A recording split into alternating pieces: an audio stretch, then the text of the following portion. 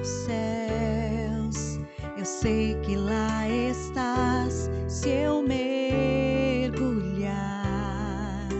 no mais profundo mar, nunca poderei me ausentar do teu olhar. Tu és o Deus que me sonda, tu és o Deus que me vê. Não tenho todas as respostas, mas de uma coisa eu sei: por toda a minha vida te adorarei. Adorar é o que sei, adorar é o que sou. Nada pode calar um adorador. Não existem prisões que contenham a voz de quem te adora, Senhor. Se eu subir aos céus, eu sei que lá estás. Se eu mergulhar no mais profundo mar, nunca poderei me ausentar do teu olhar. Tu és o Deus que me sonda, tu és o Deus que me vê. Não tenho todas as respostas, mas de uma coisa eu sei: por toda a minha vida te adorarei.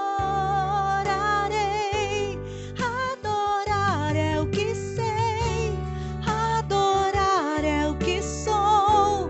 Nada pode calar um adorador. Não existem prisões que contenham a voz de quem te adora, Senhor. Adorar é o que sei, adorar é o que sou. Nada pode calar um adorador. Não existem prisões que contenham a voz de quem te adora, Senhor.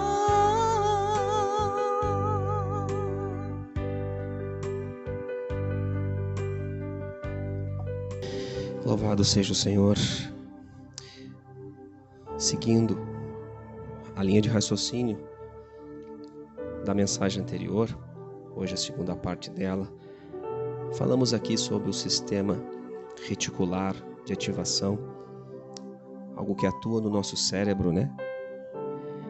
E ele retém informações, nós falamos aqui, e essas informações, elas são baseadas naquilo que damos valor, naquilo que você acaba dando valor. Então, o quão importante é a gente renovar a nossa mente para que aquilo que é do céu, né, possa ter um lugar no nosso coração e ao mesmo tempo ser depositado na nossa mente, nesse sistema reticular de ativação, como uma verdade. Para que essas coisas que são de Deus ficarem em nós como verdade, porque a partir disso, nós, quando a gente se depara com as situações, com as coisas, né, que esse mundo tenta nos afligir, o nosso cérebro, o nosso sistema, ele vai trazer essas coisas, porque isso se tornou valor na nossa vida, se tornou importante.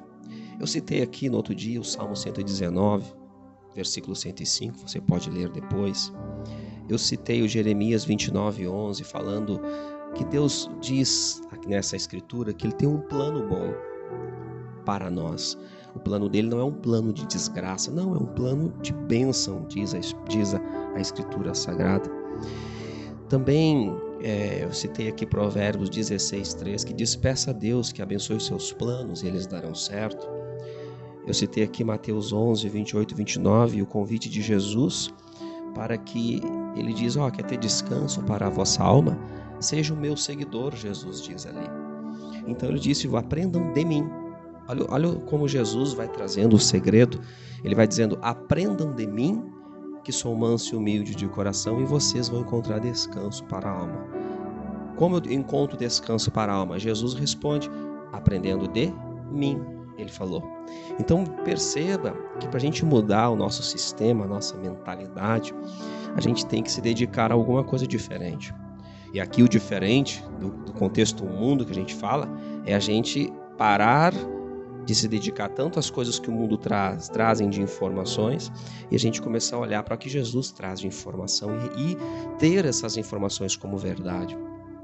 Como Romanos capítulo 12, versículo 2, por exemplo, se a gente quer falar, como eu começo a mudar esse meu sistema. As pessoas são negativas, as pessoas falam só de coisas complicadas, e a vida das pessoas não vai melhorar, mas o poder de Deus vai melhorar a vida das pessoas. E aqui vai alguns conselhos, como Romanos 12, 2, diz assim, por exemplo: não imitem o comportamento, estou lendo na NVT, não imitem o comportamento e os costumes deste mundo. Aí diz assim: mas deixem que Deus os transforme por meio de uma mudança. Olha bem, aonde a mudança? Grava aí. Em seu modo de pensar, diz a Escritura. Você percebe isso? Que esse sistema reticular de ativação ele tem que ser mudado. Porque aí ele vai trazer as coisas que nós estamos depositando nele como verdade. Se depositarmos esse modo de pensar, segundo como a Escritura nos ensina, como Jesus quer que a gente aprenda, nós vamos conseguir mudar esse modo de pensar. Aí diz assim: se eu mudar a forma de pensar, o texto segue dizendo assim para nós. Olha lá. Por que mudar a forma de pensar? O texto diz assim: a fim de que experimentem a boa, agradável e perfeita vontade de Deus para vocês. Você percebeu o que esse texto diz? Deixem, diz assim o texto, olha, não imita o mundo. Deixa que Deus transforme, o modo de vocês pensarem. Ou seja, troca, as verdades que você tinha, tira elas e bota as verdades que são do céu. Aí essas verdades que são do céu que vêm em você, essas verdades é o modo que você começa a pensar agora. Então essas verdades vão trazer esta nova forma de vida que Deus quer fazer conosco, a fim de experimentar a boa, agradável e perfeita vontade. Deus, Ele não quer que eu e você sejamos derrotados. Ele não nos vê, Ele não quer nos ver como um derrotado. Existe o si de Deus, para você entender. Perceba que o texto diz: não imitem. Deus não obriga ninguém a não imitar o mundo. Deus não obriga ninguém a mudar o seu modo de pensar, mas Ele orienta. Existe o si de Deus. Quando eu vou lá para Isaías 1,19, o si de Deus, que Ele diz assim: se quiserdes e me ouvirdes. Entenda? O Senhor fala: se quiserdes e me ouvirdes. Existe uma vontade sua, existe um passo seu que você tem que dar a respeito disso. Então, se quiserdes e me ouvirdes, comereis o melhor dessa terra. Então, entenda que essa é uma forma, é um dos meios que às vezes a pessoa diz: como eu posso vencer o pecado, como eu posso vencer as compulsões? Primeiro ponto é você fazer o que nós falamos no vídeo passado. Você aceitou Jesus? Primeiro ponto é esse, para que o Espírito de Deus venha morar em você e Ele recrie o teu espírito. Então, o Senhor tem isso para as nossas vidas. Aí eu vou começar a ouvir essas informações da palavra, do que Jesus nos ensina, Por exemplo, eu vou lá para Colossenses 3, versículo 2, 3. Olha bem, perceba que tudo isso que eu estou falando está se encaixando. Porque no versículo 2 diz assim, pensem nas coisas do alto. No versículo anterior de Romanos 12 diz, deixem que eu transforme, Deus transforme a mente de vocês. Aí aqui diz, olha bem, um outro texto da Bíblia que diz, pensem nas coisas do alto e não nas da terra. O texto anterior diz, não imitem o mundo. Aqui diz, pensem nas coisas do alto e não nas coisas da terra. Pois vocês morreram para esta vida, morreram para o sistema falido desta vida, e agora a sua verdadeira vida está escondida com Cristo em Deus. E o último texto eu quero ler para finalizar, para deixar claro isso para você, em Provérbios 2, versículo 1, diz assim, meu filho, se você tomar posse das minhas palavras, lembra que Jesus falou? Se aprender de mim. Salmo 119, lâmpada é o quê? É a tua palavra, luz para o meu caminho. Romanos 12, deixa eu transformar a mente de vocês. Pensa que as coisas estão indo, né? Citando as mesmas informações.